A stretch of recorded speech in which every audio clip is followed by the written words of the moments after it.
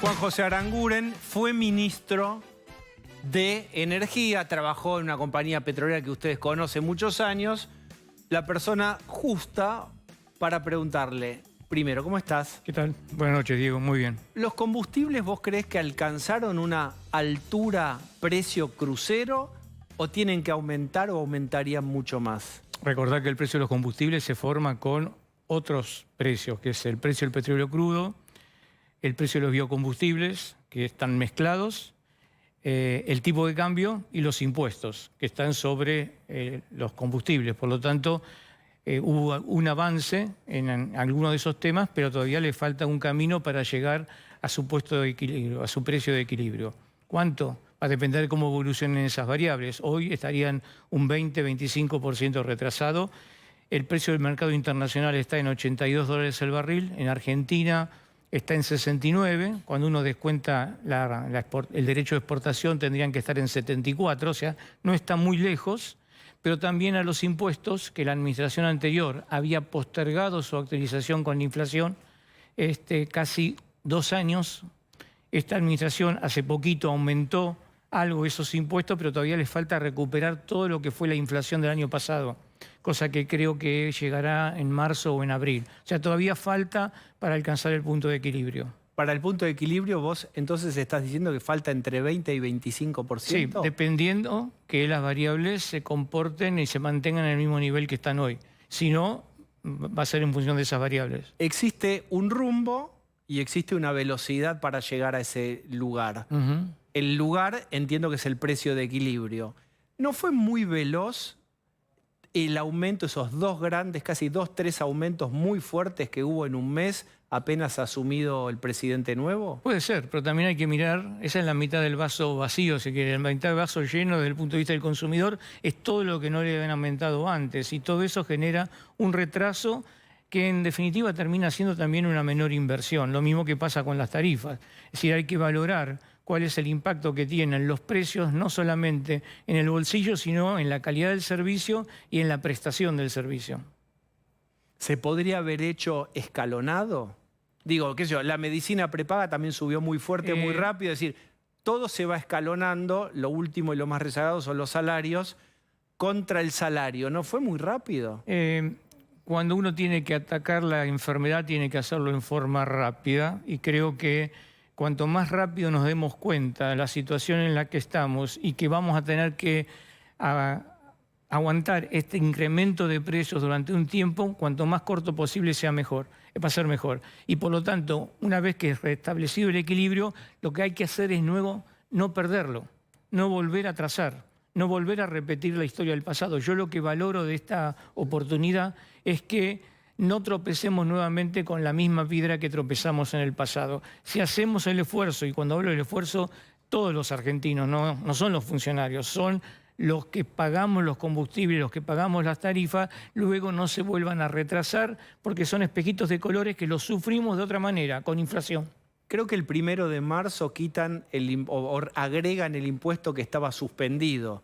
Ese es uno de los componentes. No, eso ocurrió el 1 de febrero. Eso ocurrió el 1 de febrero, finalmente. Después es probable, todavía no se conoce, que el 1 de marzo y el 1 de abril se quiten lo otro que había sido suspendido respecto del impuesto. Y va a depender de qué hagan las compañías petroleras con la parte que corresponde a la manera que el margen del negocio de los combustibles se reparte entre el sector upstream y el sector downstream.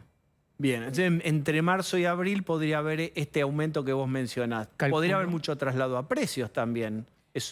Hemos visto que en el pasado que eso del traslado a precio en todo caso es una cosa que no está muy sustentada en los números. Porque el año pasado tuvimos durante mucho tiempo inflación muy alta y los combustibles no aumentaban. Quiere decir que no tenían un impacto en los precios. Y de hecho se aumentaron por debajo de lo que fue el nivel de inflación durante 10 meses en el año. Bueno, estaban medio apretados las petroleras, muy controladas. Después hubo desabastecimientos, vimos las consecuencias, pero digo... Creo que el desabastecimiento tiene que ver como consecuencia de lo que se juegue con los precios y la presión que se haga para no aumentar los precios. La realidad concreta es que la mejor manera de tener un mercado abastecido es reconocer en el precio de venta el costo real de los combustibles que uno está consumiendo. Tarifas de luz. Hubo un aumento de 150%. La misma pregunta, la misma lógica.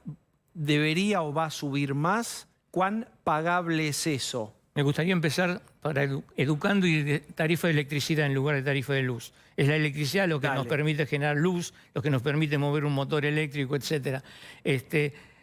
El gobierno informó que los aumentos van a ser, o que fueron a partir del sábado pasado, del 150% para el nivel N1 y del 60-70% para el nivel N2, N3. Los niveles son niveles de ingreso. Después que conocimos los cuadros tarifarios, nos encontramos con algunas sorpresas, con algunas novedades que me llevan a informarte que el aumento va a ser un poco superior a esos valores. Va a estar en el orden de los 240 al 300%, debido a que el gobierno aprovechó la oportunidad, cosa que yo no creo haber escuchado en la audiencia pública, de que los cuadros tarifarios que tienen distintas patrones de consumo, distintos rangos de consumo, el R1 residencial 1 es entre 0 y 150 kWh por mes, son 9 rangos de consumo, de ese valor hasta arriba de 1.400, se achicaron a 4. O sea, menos rangos de consumo, lo cual no está mal porque es cumplir con la ley, porque la ley dice que no debe haber subsidios cruzados. Si yo tengo que los que consumen más subsidian a los que consumen menos, estoy teniendo un subsidio cruzado y eso está impedido por la ley. En el pasado, cuando se creó la regulación eléctrica, había solamente un nivel de consumo y por lo tanto el costo propio de distribución, que es un costo fijo, lo que tenemos que pagarle a la distribuidora para que instale las instalaciones, para que tire los cables, para que hagan las inversiones, es distinto en función del nivel de consumo. Ahora cambió. Y por ejemplo, para el nivel que antes era R7, que ahora pasó a ser R4, 600 kWh por mes, una familia grande, llamémoslo así, que con lo que consume en el mes, el costo propio de distribución fijo pasó de 6.000 pesos a 30.000 pesos. Aumentó o se multiplicó por 5. Y eso se va a ver en la factura de los próximos meses. Esto es lo que me lleva a pensar que los aumentos van a ser un poco superiores a los informados por la Secretaría de Energía. Se nos informa que el Estado no puede subsidiar más porque eso vuelve en forma de inflación. Bien, hay otra parte que tiene que ver con la desinversión cuando no hay precio, con una tarifa baja. ¿Esto va a garantizar que el Estado deja de subsidiar o además vamos a ver prontamente un retorno de nuestro esfuerzo en la inversión de cables, transformadores, menos cortes de luz? Ellos lo vivimos en mi época. ¿En qué lo vamos a notar? ¿Vamos a pagar más? En calidad de servicio. ¿Qué significa esto? En reducción de la cantidad de cortes y en reducción de las horas de duración de cada corte. Esto en el año 2017, cuando hicimos exactamente lo mismo, a pesar de que el presidente Milei dijo que nosotros no lo habíamos hecho bien, porque habíamos solamente afectado o incrementado la tarifa, en lugar de recalibrar la ecuación económico-financiera del contrato, ahora está haciendo exactamente lo mismo. Es, vía tarifa, recuperar el costo de lo que es el transporte, la distribución y la generación de energía eléctrica. En el año 2017, en forma semestral, a partir del 2018, empezamos a ver una mejora en la calidad del servicio, que es el objetivo por el cual uno paga una tarifa, para tener el servicio acorde con lo que paga. La última es casi de análisis o lectura política, perfilado a lo energético. ¿Cómo ves a Milei en estos 70 días en el rubro que vos conocés? Con muy buenas ideas. Obviamente, lamentablemente no se pudo aprobar la ley bases porque ahí en la ley bases había cosas que estaban específicamente en el sector energético que para mí son muy importantes. Una del tipo conceptual es que en lo que tiene que ver con la energía salimos de ese objetivo fundamental del kirchnerismo que era el autoabastecimiento energético para pasar a otro que es el de maximización de la renta.